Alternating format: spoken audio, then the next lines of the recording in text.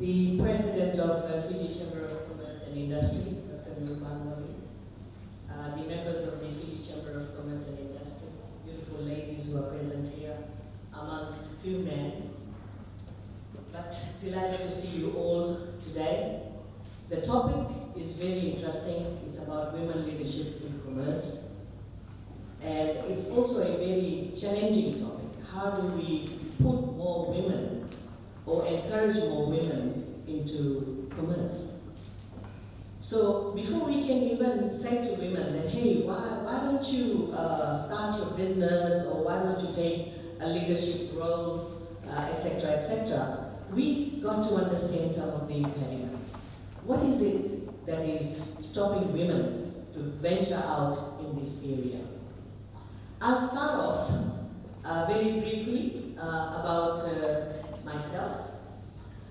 I would say that, yes, I'm the first female leader who is now leading Ministry of Industry, Trade and Tourism. Right? We never had a woman leading a business ministry. And that shows the confidence, particularly the Prime Minister had in putting me in this place.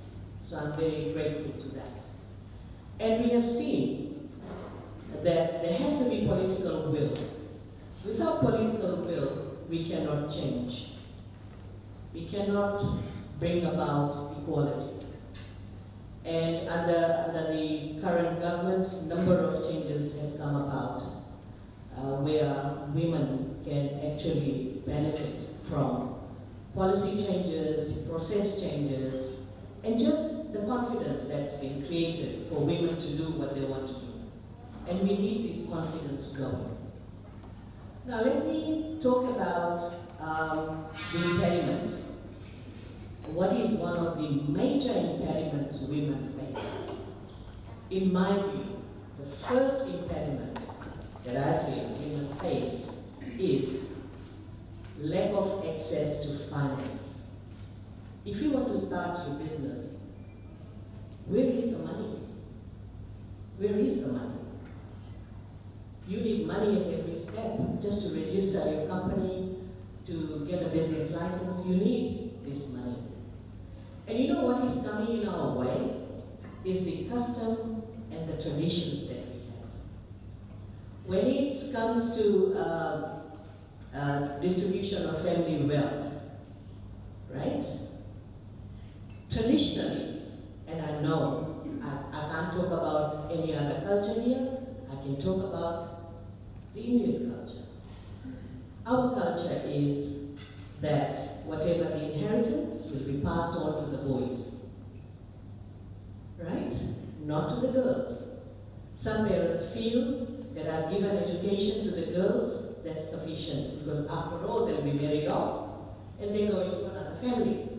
So the inheritance should be left to the boys because they will continue the name of the family. This is the biggest challenge we have. So we don't even have any collateral to take loan. Once you're married off, you go into another family, then again, you're the daughter-in-law.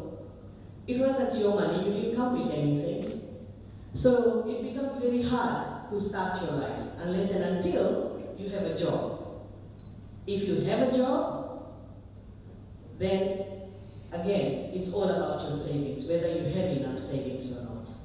Now, research has shown, and this is the ADB report that I'm quoting, which was done in 2018, which says that 36% of women, they have to borrow money from FNPF to start a business, as compared to 44% where men have their savings and they start off with the business. So in other words, women, as women, we empty our superannuation fund, our retirement fund, just because we want to gamble with a business idea, and we venture out by using our superannuation fund to start a business. So that's the first tragedy, in my view. So how do we ensure that women we have access to funding. Then the second impediment, which was highlighted in that report, was that women face a lot of challenges when it came to obtaining business license. And I'm very pleased to inform you that that report came out in 2018, and now we are in 2020, things have changed. We have changed the way the business licenses were issued from 1976. That's when the legislation was drawn up. Previously, one had to obtain or had to meet 8 requirements. Now only 2 requirements, simple requirements. This is just the registration of the company and your TIN number. That's all you need. That's how simple it has become. Unlike the other 8 requirements where you had to get clearance from OHS, you had to get clearance from National Fire Authority, you had to produce all these certificates, you know. So all that has changed. Common sense prevails now, which simply means that if the nature of the business has not changed over the years, if you're in the same business, doing the same thing, you haven't changed the structure, you haven't added more employees, right? You haven't even changed your legal structure, then why should you be running around every year as a ritual that you have to do these 8 things before you will get your business license? That was nonsense. So we simply got rid of all these processes, which has now made it much easier. Another good thing was that we have also, we have said that you can renew your business license for 3 years. So in other words, every year renewal is out of question. You can just get your business license for 3 years. But what I want to talk about, opportunity for women.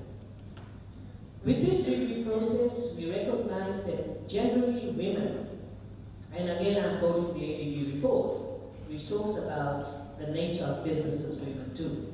It's food-related business, cleaning services, they talk about ICT, accounting, and so forth. Now most women, we know they have a family to look after, and they would prefer to do business from home.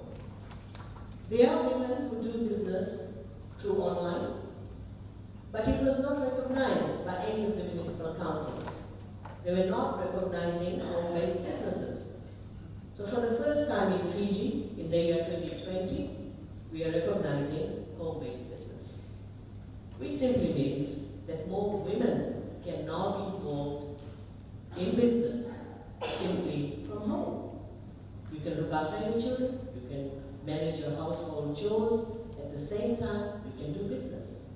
So that was something which was done from that thinking, that how do we encourage or promote more women to be involved in business. So I will stop here.